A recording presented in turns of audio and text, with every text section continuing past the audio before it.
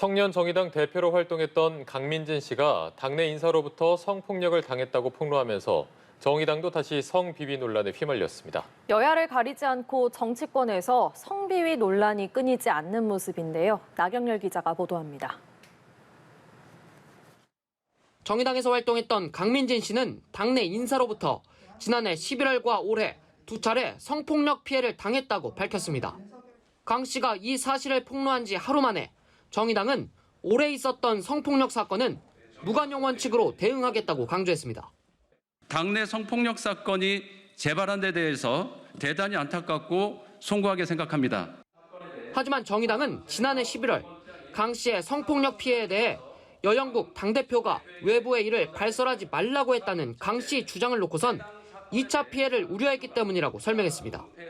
그러면서 당시 강 씨 본인이 이를 성폭행으로 볼 문제가 아니라고 했다고 설명했는데 이에 대해 강 씨는 그런 적이 없다고 반박했습니다.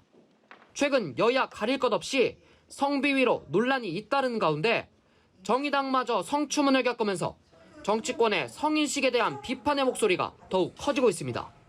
민주당은 박완주 의원을 성비위 문제로 전격 제명했지만 여론의 지탄을 받았습니다.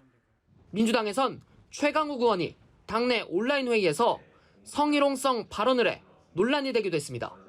국민의힘의 경우는 당 중앙윤리위원회가 성상납 의혹이 제기된 이준석 대표에 대해 징계 심의를 개시한 상태입니다.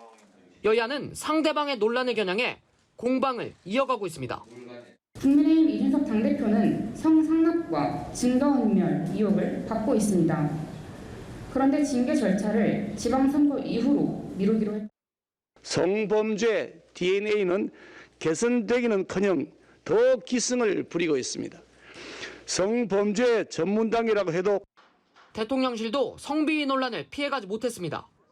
윤재순 총무비서관이 검찰 재직 시절 두 차례 성비위 문제로 징계성 처분을 받은 점이 알려지면서 야권은 사퇴를 요구하고 있습니다. 연합뉴스 TV 나경열입니다.